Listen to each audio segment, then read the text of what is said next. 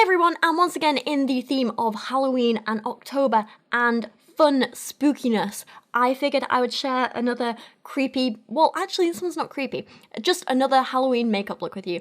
This year for the party I'm going to, I am doing a look that I've wanted to do for several years now. Back when I was with Dan, we didn't really do Halloween other than the first year. He wasn't really into it, but I love Halloween. I love dressing up. I love like the fancy dress stuff. So I'm finally doing a costume that I've wanted to do for so long. Poison Ivy. She is one of my favorite DC villains of all time, and I just adore her. So I'm doing Poison Ivy. I'm going to do a trial of the makeup look I'm going to do for the party with you today. And I figured, just like the zombie video, we would do some fun, creepy stories from Reddit. Talk about these. These are not going to be creepy or paranormal, but I found a fantastic question that I think fits with Poison Ivy's kind of nature, natural power kind of thing. I know she's into her plants, but today we are going to be reading some creepy stories from Reddit from the question, what is your insect horror story? It's going to be full of creepy crawlies, bugs, gross stuff. I hope you're ready for this because reading these posts freak me out so much.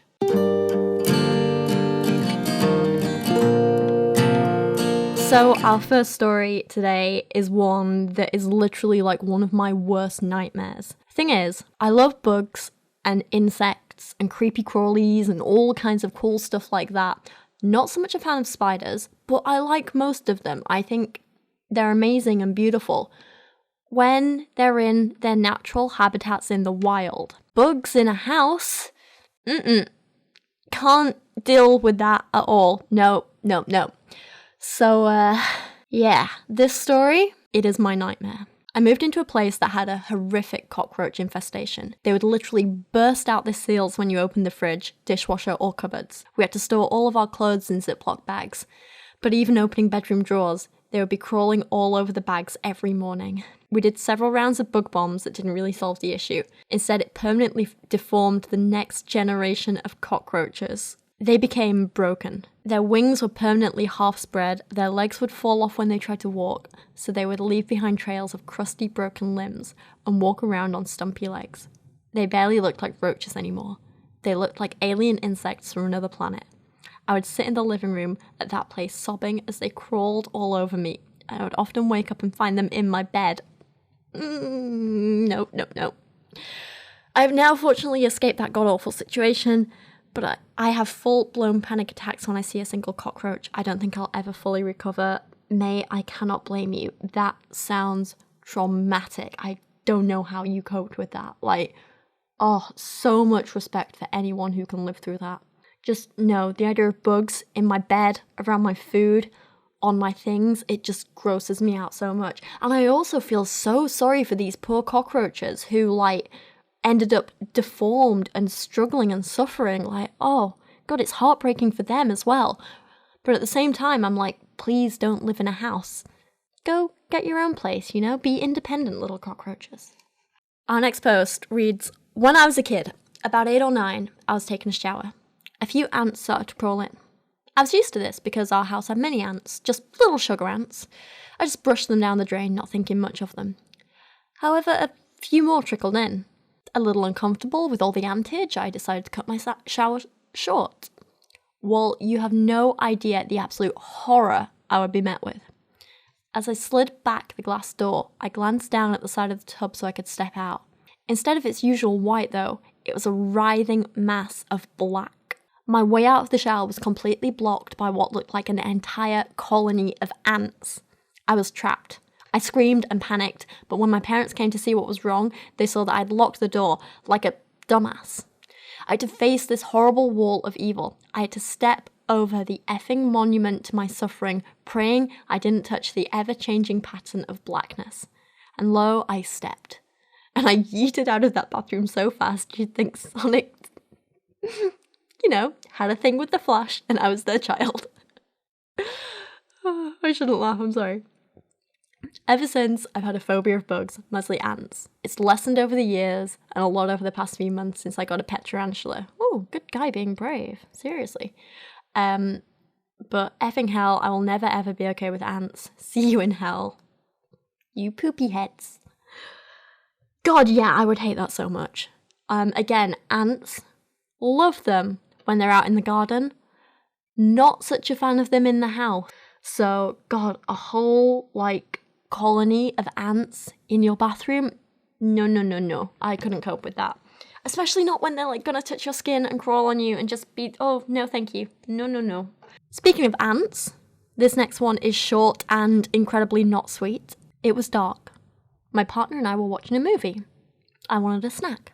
I went to the cupboard, grabbed an open packet of Lamingtons. I sat back down and proceeded to eat one. My mouth felt kind of spicy, and the little coconut bits seemed to be moving. I ran to the sink to spit it out while my partner turned the lights on. Ants.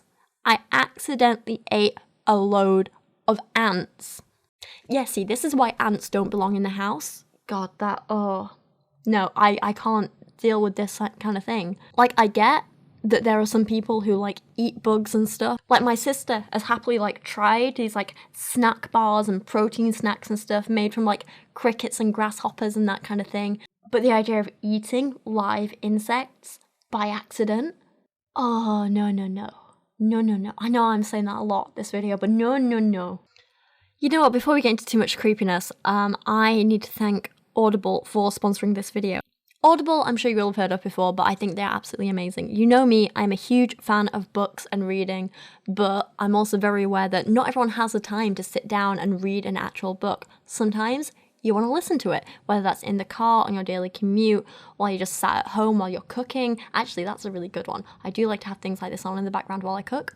Audible have a huge, incredible range of books, and I thoroughly recommend them. If you want to use the link that is down in the description below, it really helps support me and my channel, but also means that you can get a month's free trial of Audible, which means you get one free audiobook of your choice to keep and listen to at your leisure, as much as you want, as many times as you want. If you're already a Prime customer, you will receive 2 free audiobooks with your trial, which is amazing. And if you want to stick with Audible, it's only $7.99 a month. If you want my recommendation for a book, I'm currently reading, which doesn't sound like me, this book title, I know. It's called The Subtle Art of Not Giving a Flip, we will say. It's by Mark Manson, and it's actually really, really fantastic. It's a very funny book. It's very smart. It's kind of very liberating as well. So that is my recommendation for this month. But honestly, it is up to you. The selection Audible has is amazing. Like I say, I thoroughly recommend them. And also, if you get a free trial with them or continue using Audible, it helps support me and my channel, which, you know, I always appreciate. So thank you to Audible for sponsoring this video. Thank you to you guys for listening to this.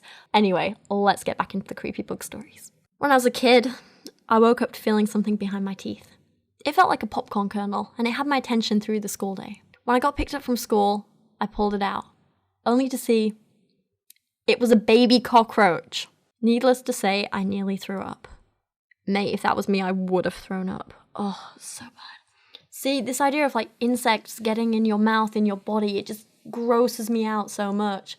Like, what are those little, like, worm things that sometimes, like, they can, like, bury into your skin and you have to, like, squeeze them out, and they're disgusting. Oh, I hate stuff like that. Little, like, parasites.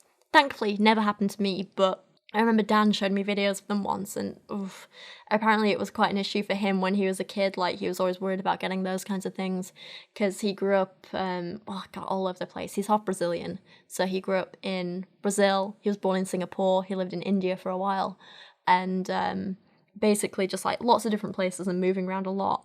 Those things were an issue for him. What are they called? I'm going to Google them, actually, since I'm not on camera and I can do this. I'm just going to Google worms in skin. Sounds gross, doesn't it? Bot flies. Oh my god, that's it. Yeah, bot flies. It's disgusting. Nope. Nope, nope, nope. That said, if you would like to freak me out anymore, please leave your insect and bug horror stories down in the comments below. It will be absolutely traumatic to hear them, but I think you should tell me anyway. Just share your general Halloween creepy stories with me down in the description. I would love to hear from you guys. But for now, thank you so much for watching. I'll see you guys again soon.